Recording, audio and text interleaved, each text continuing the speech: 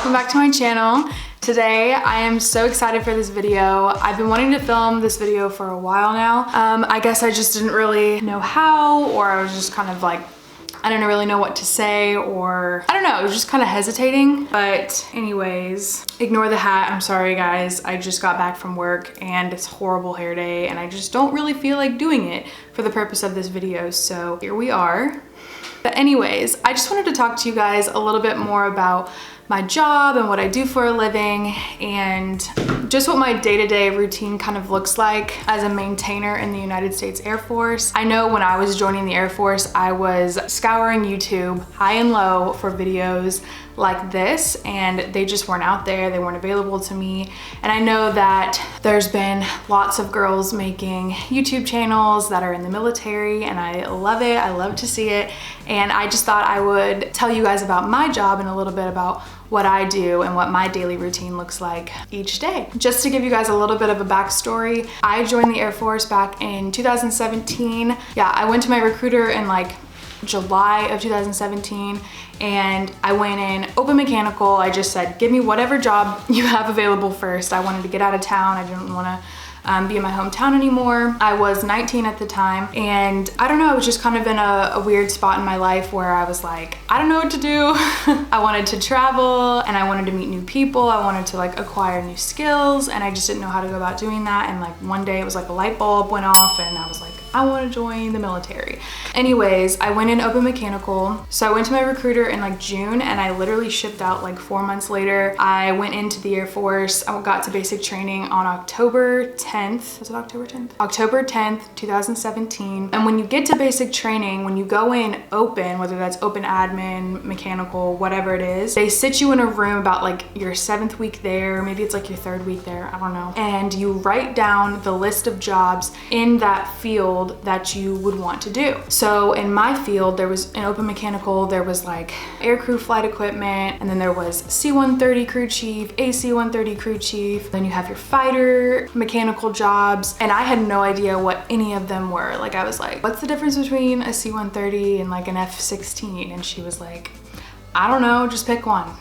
So I did. I just put a bunch of random things down and I didn't even know what order I was putting them in. And yeah, I eventually got F-15 crew chief. Yeah, then I was shipped off to Japan 6 months later. I went to tech school after basic training for 6 months and then shipped me off to Okinawa, Japan. I was at Kadena Air Force Base. That was my first duty station. It's been a wild ride ever since then. That was in 2018 when I shipped off to Japan. I currently live in Florida now. I was in Japan for 2 years though, have a lot of great memories there. Anyways, I feel like I'm rambling. I just wanted to give you guys a little bit of a backstory on how I joined the Air Force, why I'm doing this job, how I got this job in the first place. I can go into detail about my experience in Okinawa or just more about my experience as a crew chief over there, as a maintainer in the Air Force. If you guys would like to see something like that in another video on my channel, just let me know in the comments down below and I can definitely do that because there's so much I could say about Japan and my experience in the Air Force as a whole. But yeah, just let me know in the comments down below and I can definitely do a different separate video on that later on. So I'm just gonna kind of talk through this video and then I'll show you guys little clips off to the side here for you guys to see kind of what I'm talking about. But anyways, yeah, my everyday routine is pretty repetitive, but there's definitely always something new going on the flight line, always something new you can learn or something crazy going on that wasn't happening the day before. There's just always something new. But as for the timeline, everything is super repetitive, especially if you're on the same shift every single day. So yeah, first things first, I wake up, my alarm goes off every morning at 5:15 and I'm a one alarm type of gal. My alarm goes off and I'm up. I get up and the first thing that I do is I brew my coffee first thing in the morning. Gotta have my coffee brewing while I'm getting ready. So I go ahead and do that. And then I'll head into my bathroom, brush my teeth, wash my face. And because I work outside every single day, I make sure that I wear sunscreen every day, guys. That is key. I am constantly outside and I make sure I wear my sunscreen. Next, I'll put my uniform on, and I always lay my OCPs out the night before just so that I don't have to rummage around in the dark every morning looking for a pair of socks or an OCP shirt or something. So I'm just organized, and it helps my routine go a lot quicker in the morning. Next, I start to do my hair. I used to do like a really tight military bun, like how the old rigs used to be, and I'd put it up in a really tight bun in the back, which was actually kind of difficult when you work in the flight line because you can't wear those sock buns and bobby pins and whatnot. Like you have to figure out how to do it with dress rubber bands. So anyways, now that we have the new regs, I am so thankful for those because nowadays I just usually put my hair up in a ponytail or a braid, and it makes my morning routine go by super fast, and it's just 10 times easier. So yeah, thankful for that. On average, this portion of my morning usually takes about 15 minutes from the time that I wake up to the time that I leave my house. I probably should get up earlier, but that's probably not gonna happen. I just love my sleep too much. 5 o'clock in the morning is way too early in the first place, so I don't see myself getting up earlier in the future. And once I've poured my coffee, I head out the door and I get in my car. It usually doesn't start up the first time around, so I have to pop the hood and move some wires around to wake her up. She's got lots of personality, so. Yep, then I head off to work. Once I've made it to work, we have roll call at 6:30 a.m. And then at roll call, they assign you to whatever it is you're doing that day. Typically on day shift, I get assigned to a jet. So after roll call, I'll get dressed into a different uniform. It's typically Dickies or these green shorts that you see me wearing here in a second. I know I look like a park ranger. I don't want to hear it, all right? It's hot in Florida and I just don't care, all right? So yeah, I'll push my toolbox out to my spot after roll call to the jet that I was assigned to. On day shift, your responsibility is to launch and recover jets, do inspections, stuff like that. Then swings will come in after days. Swing's job is more maintenance. If something breaks, then you'll fix it. If a part's broken, we'll troubleshoot it, and then we'll figure out what the issue is, and then we'll replace that part. If the issue is still there, then we'll have to keep troubleshooting and then replace a different part. And it's pretty much just a continuation of troubleshooting and replacing parts until that is fixed. And then once it's greened up, AKA fixed, then that jet is ready to fly again the next day. So that's basically Swing's job, is to make sure the forms are good. Every aircraft has forms that you take care of. That is like basically an aircraft's records, if that makes sense. Then mids will turn over Swings. Mid's job is to prep jets for the next day. They will take it over, and mid's job is to work through the night until days gets there in the morning. So crew chief's jobs work around the clock, 24/7. It never stops. You don't just clock in and clock out 9 to 5. It is all around the clock. So I'm gonna show you what a day in a life of a crew chief looks like on days. So the first thing I do is break down my jet before the pilots get there. This means opening up my canopy. If the canopy's flat, then I have to pump it up with what we call a breaker bar, which you see me doing here.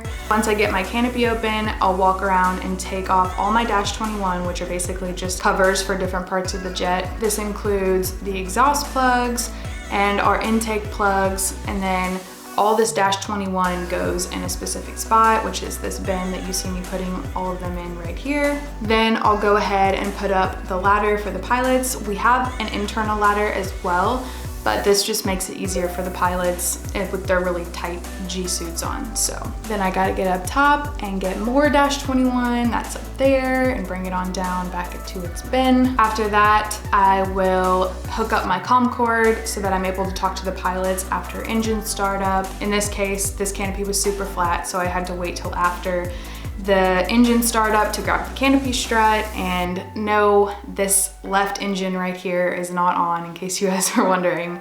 That one hasn't started up yet, so I was able to grab the canopy strut. Once that's done, I go ahead and grab the nose landing gear pin, and I let the pilot know so that he can go ahead and start up engine number 1. After all my checks are done on the ground, I will wrap up the comm cord and make sure everything is secure and get ready for launch.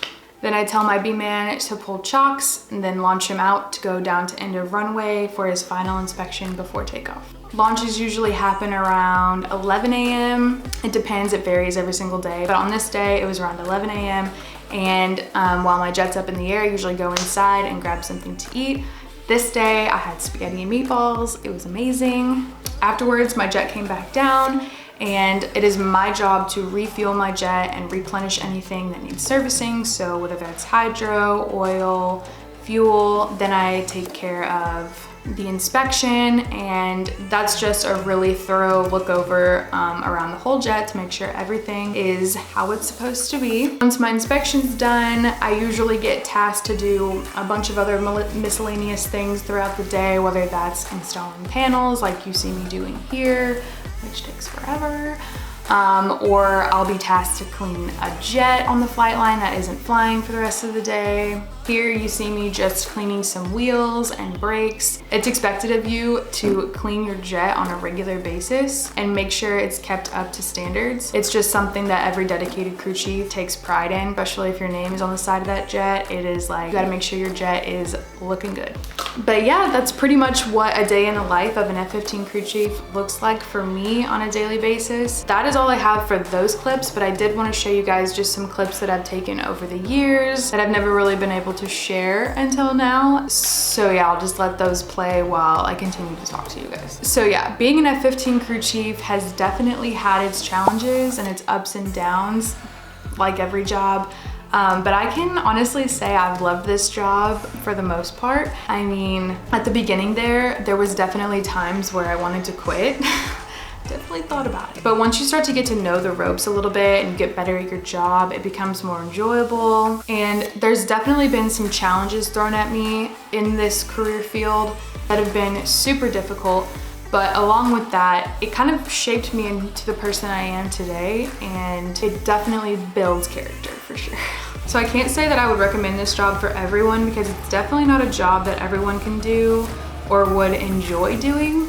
But if you enjoy learning new things and challenging yourself, traveling, meeting new people, and working with your hands, then you would absolutely love being an F-15 crew chief. I can honestly say that this job has given me so many cool opportunities and has taught me so much over the years, and I'm so thankful for that. I've been able to TDY to some really cool places like Alaska, Guam, we've been to Florida, mainland Japan. These TDYs were so much fun, and I made so many good memories there that I'll cherish for the rest of my life. There's definitely been times where I've wanted to quit, especially in the beginning, but I decided to stick with it, and I'm so glad that I did, because you start to learn that as you're going through these experiences with other people, you realize that they're experiencing the same exact thing as you, and you're kind of just embracing the suck together. And that's what brings you guys closer together, and it makes it feel like more of a family environment. That's what I really love about being a crew chief. Is I don't know a lot of other career fields where you get that like really tight-knit, close environment because of such a horrible situation you guys are in together, especially living on the island in Okinawa.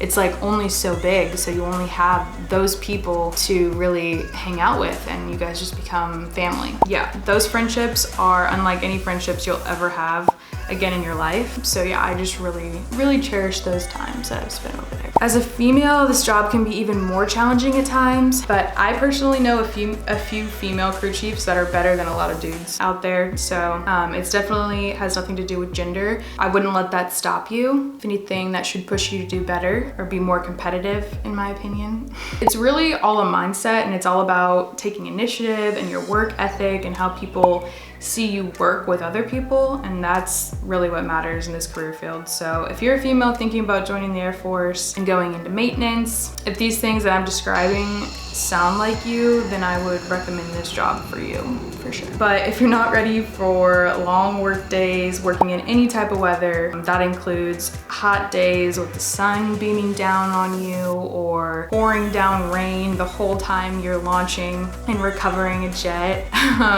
or snow, ice, that type of stuff, like you're working in that stuff, rain or shine, it doesn't matter what it looks like outside, like that's your job and you gotta get it done. So yeah, I would say this job isn't for you, because 99% of the time you're outside. There's a very small portion where you're inside doing anything.